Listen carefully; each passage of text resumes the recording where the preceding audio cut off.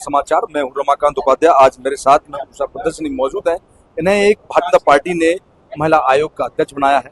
बहुत बड़ी जिम्मेदारी है क्योंकि प्रदेश के अंदर महिलाओं का अगर क्राइम दर देखा जाए तो हरियाणा में काफी बढ़ रहा है।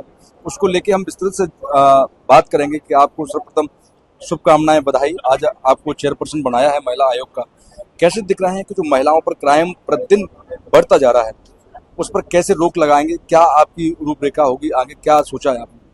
सबसे पहले तो आपने मुझे शुभकामनाएं दी, मैं शुभकामनाएं आपको भी देती हूँ। आज से आप एक बहुत महत्वपूर्ण जो काम मुझे सरकार ने दिया है, महिला आयोग की जिम्मेदारी के नाते महिलाओं की आवाज़ को उठाना, महिलाओं को सशक्त करना, महिलाओं को जो घटनाएं होती हैं उनसे उनको कैसे सुरक्षित रखा जा सके, ऐसे जो सरकार के कानून हैं, पुलिस थाने हैं, महिला थाने हैं, आयोग है, उसमें बहनें हमारी आपके माध्यम से आज उनको संदेश देना चाहूँगी कि वो बिल्कुल चिंता ना करें, परेशान ना हो और अपना जो मानसिक दबाव उन पर रहता है कि वो अपनी समस्याओं को बाहर बताने में दिक्कत महसूस करती हैं, तो बिल्कुल बेखौफ होकर के अपनी बात को, अपनी समस्या को आयोग के सामने, पुलिस स्टेशन में या और भी सुरक्षा के बहुत सारे प्रावधान हैं, वहाँ आकर वो अपनी शिकायत दें।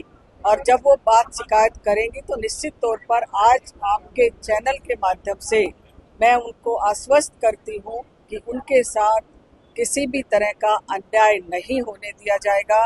उनके साथ जब भी कोई शिकायत आएगी तसल्ली से, अच्छे से उनकी बात को समझ करके उनको न्याय दिलाने का काम आयोग करेगा, ऐसा मैं एक बड़ा विश्वास दिलाती हूँ। रेणु भाटिया जी ने इस्तीफा देने के बाद में उन्होंने एक वीडियो के माध्यम से संदेश भेजा कि उन्होंने कहा कि जो गीता में जो सिद्धांत हैं, जो नियम है, मैं उसकी पद्धति पर चली हूँ।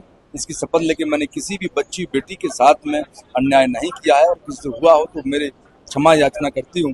तो ऐसी उन्होंने की है। तो क्या आप भी गीता के सिद्धांत और पद्धतियों पर चलेंगे या फिर भाजपा की पद्धति पर चलेंगे? देखिए, हम संविधान के साथ हैं। जो संविधान बना है, कानून के दायरे, संविधान के कानून का दायरा है, उस दायरे के अंदर रह करके जो भी संवैधानिक मसले हैं उनको निपटाने का काम करेंगे।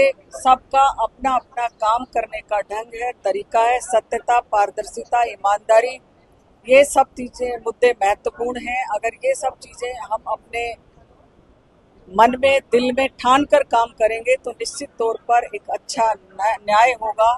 और संकल्प के साथ तो काम करना ही चाहिए। अगर संकल्प नहीं होगा तो हम किसी काम को भली भांति फलीभूत नहीं कर पाएंगे। गरीब लड़कियां जब महिला थाने पहुंचती हैं, क्योंकि महिला थाना कहीं ना कहीं आयोग के समक्ष काम करता है, तो इसमें जब वो लड़कियां पहुंचती हैं उनकी कंप्लेंटें नहीं ली जाती हैं, पेंडिंग चलता रहता है। दो रेप के 374 जो 24 घंटे के अंदर आपको करना है वो 2 महीने लग जाते हैं। ऐसे तमाम के सामने उन पर क्या एक्शन लेंगे, क्या प्लान बनाया? नहीं, देखिए, आयोग ने पहले भी सही समय पे इन मुद्दों को उठाया है।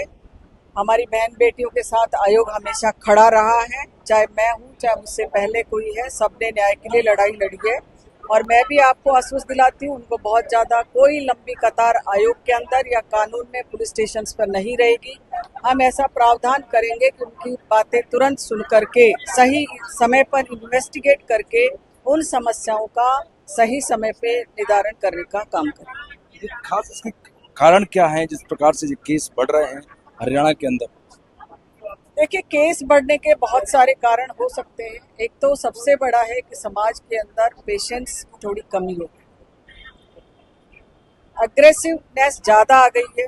कारण है कि पाश्चात्य सभ्यता का असर सब बहुत ज़्यादा हमने थोड़ा अडॉप्ट कर लिया है, क्योंकि हम भारत में रहने वाले हैं, भारत के वासी हैं।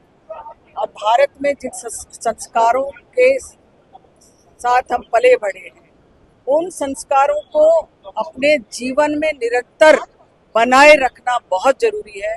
लेकिन कुछ चीज़ें, कुछ बाहरी चीज़ें इस तरह की आ गई हैं देश में भी, जिनके कारण से नशा, ये सब चीज़ें बहुत ज़्यादा घरों में घुस गया है।